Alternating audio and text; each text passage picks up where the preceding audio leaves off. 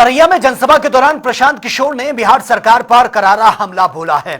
कहा कि राज्य की कानून व्यवस्था पूरी तरह से ध्वस्त हो चुकी है और साथ ही कुढ़नी की दलित नाबालिग से निर्भया जैसी दरिंदगी हुई है और फिर भी सरकार खामोश है। उन्होंने कहा कि बिहार अब कुछ भ्रष्ट अफसरों और मंत्रियों के हाथों से लूटने का काम किया जा रहा है। स्वास्थ्य मंत्री से लेकर मुख्यमंत्री तक सभी संवेदनहीन हैं।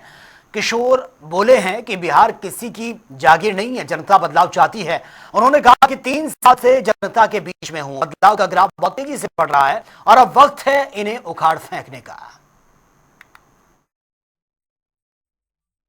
कानून व्यवस्था इसलिए खराब है क्योंकि बिहार का मुखिया सो रहा है।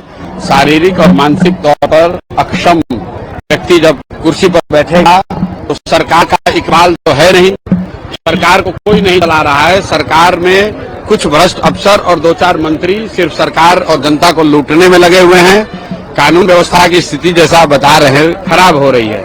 लेकिन क्या आपने सुना कि नीतीश कुमार ने कोई उच्च स्तरीय बैठक बुलाई हो, कानून व्यवस्था का रिव्यू किया हो? कहीं कोई चर्चा नहीं है। अभी आपने सुना कि कुढ़नी की दलित बच्ची के साथ जिस तरह की भयावह, जो हम लोगों ने निर्भया का केस सुना था दिल्ली में, उससे भी भयावह घटना कुढ़नी के नाबालिग बच्ची के साथ हुआ है। और पीएमसीएच में 4 दिन तक वो बच्ची पहले वहां मुजफ्फरपुर मेडिकल कॉलेज में तड़पती रही। एक दिन फिर उसको लगा यहाँ पीएमसीएच में एडमिशन करने में, और यहाँ का स्वास्थ्य मंत्री,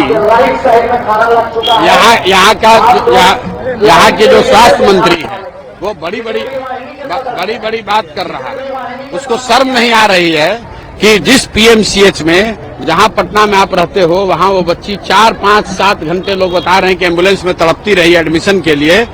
दलित समाज की बच्ची है, उसका रेप हुआ है, उसका गला काट दिया गया, उसका जीभ काट दिया गया है, उसका एडमिशन नहीं हो रहा है और स्वास्थ्य मंत्री यहाँ बैठ के बड़ा बात कर रहा है।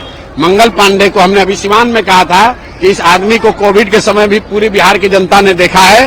पूरी जनता बिहार की त्रस्त थी और ये सब बैठ के बंगले में मजा ले रहे थे। अब समय आ गया है इन लोगों को उखाड़ कर फेंकने का, और ये सुधरने वाले लोग नहीं है, ये सुधरने वाले लोग नहीं है। इनको उखाड़ कर फेंकना ही एकमात्र उपाय है। चलो, अशोक चौधरी ऐसा कितना आए और गए, ऐसे पूजा से प्रशांत किशोर डरने लगे तो आप हम यहाँ 3 वर्ष से घूम रहे हैं। यहाँ बिहार में मुखिया बनता है तो 4 गो गनमैन लेकर घूमता है। हम 3 वर्ष से पैदल घूम रहे हैं और आज तक एक सिपाही भी साथ में लेकर नहीं चलते हैं।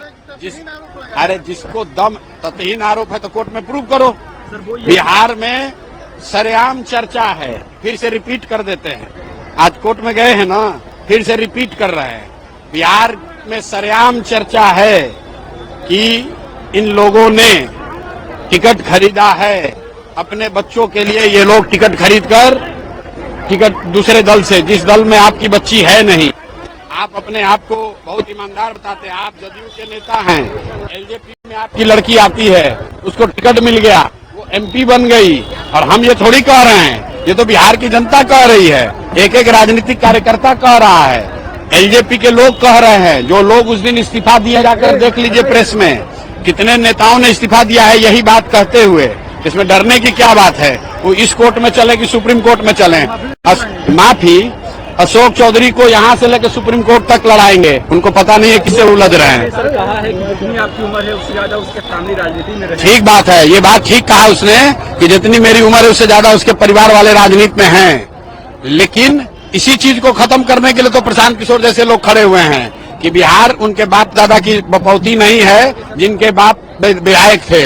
बिहार के लोगों का है, बिहार के बच्चों का है। और किसी का बाप विधायक था तो उसी का लड़का विधायक बनेगा, ये कोई राजतंत्र नहीं है।